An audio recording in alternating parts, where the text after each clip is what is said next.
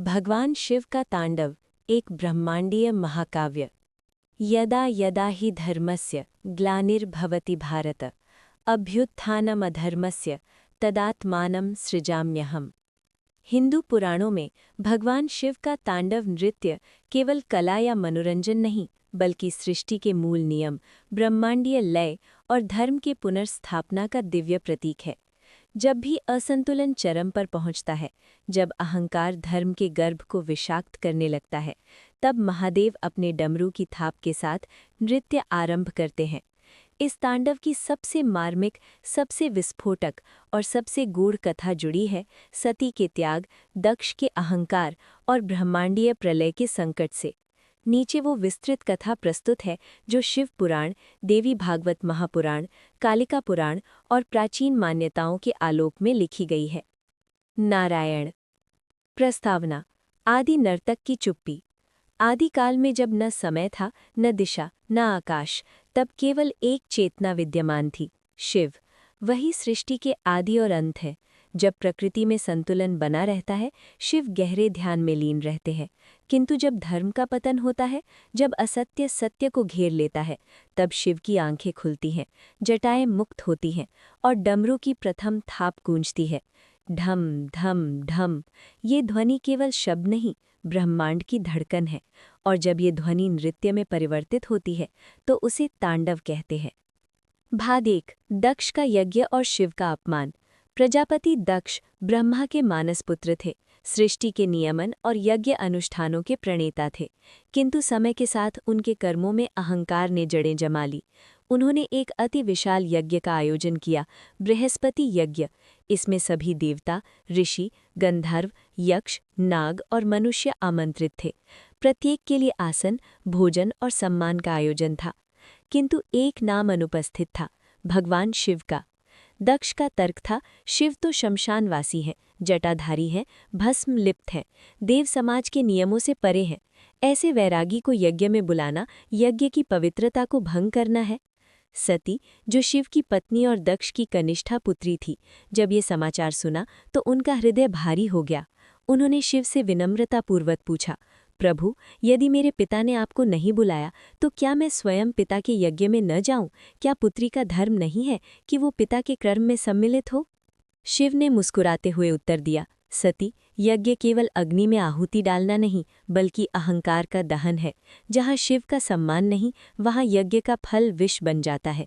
किंतु यदि तेरा हृदय चाहता है तो जा, किंतु सावधान रहना, अहंकार की अग्नि सदैव दाहक होती है। भाग 2। सती का त्याग और ब्रह्मांडीय कंपन।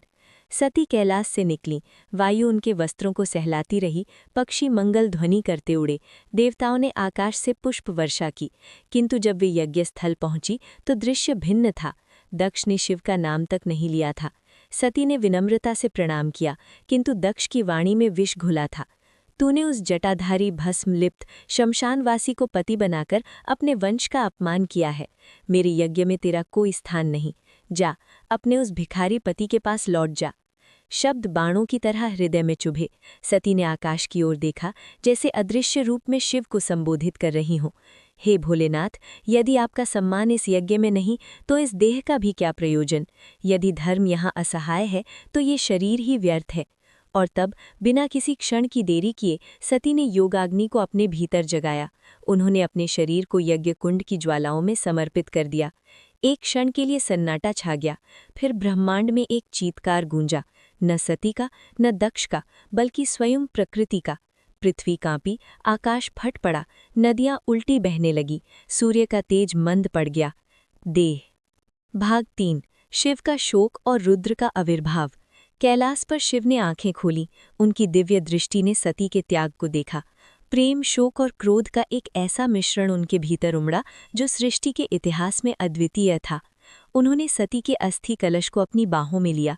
उनकी जटाएं खुल गईं, नेत्र लाल हो गए और शरीर से एक ऐसी ऊर्जा विकीर्ण हुई जिससे आकाश के तारे तक कांप उठे।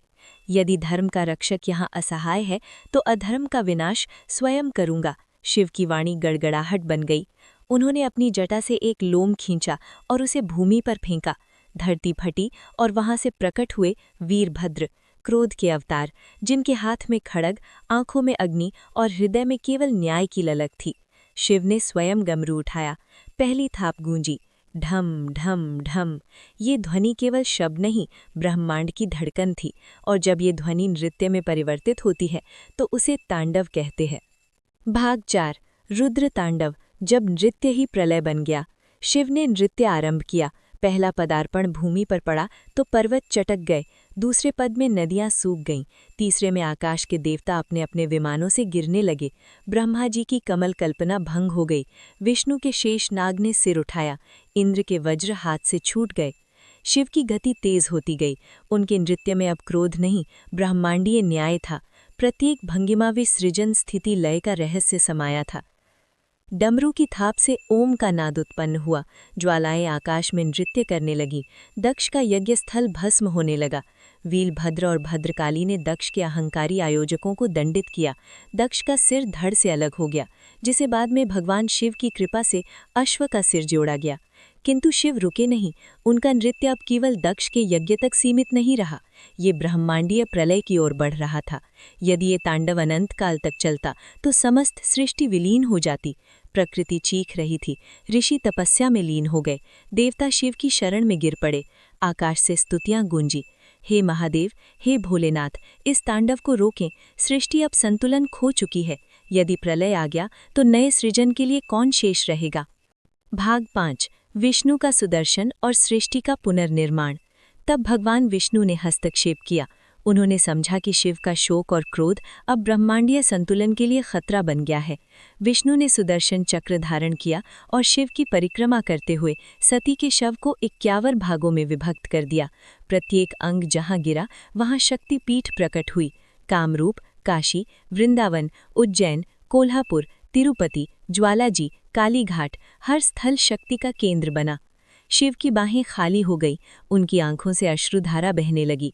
क्रोध शांत हुआ, शोक में परिवर्तित हुआ।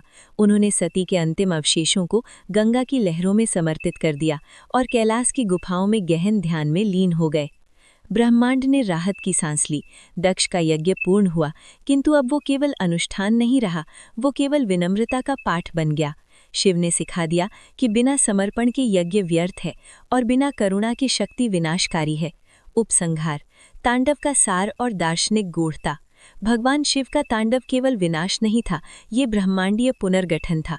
जैसे फसल कटती है ताकि नए बीज बोए जा सके, वैसे ही तांडव पुराने अहंकार, अधर्म और असंतुलन को ध्वस्त करता है ताकि नवीन सृजन संभव हो सके।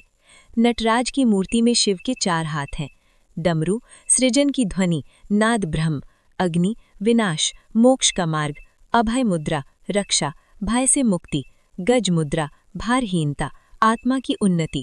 नीचे कुचला हुआ अपस्मार पुरुष है, अज्ञान, मोह और अहंकार का प्रतीक। अग्नि का वलय ब्रह्मांड का चक्र है और शिव उसके केंद्र में स्थिर नर्तक हैं। उनका एक पैर उठा है जो संसार से विरक्ति को दर्शाता है और दूसरा पैर जमीन पर टिका है जो करुणा और धर्म को दर्शाता है। तांडव सिखाता है कि जीवन में उतार चढ़ाव, सुख दुख, सृजन विनाश सब एक ही लय का भाग हैं। जो इस लय को समझ लेता है वो भय से मुक्त हो जाता है। शिव का नृत्य अंत नहीं बल्कि नए आरंभ का द्वार है। नृत्यं करोति भगवान यदा तांडवम तदा सृष्टि ही स्थिति ही लयश्चैव भवन्ति परमेश्वरात्। जब भगवान तांडव नृत्य करते हैं तब सृष्टि, स्थिति और लय सभी परमेश्वर से ही प्रकट होते हैं। ओम हर हर महादेव। ओम।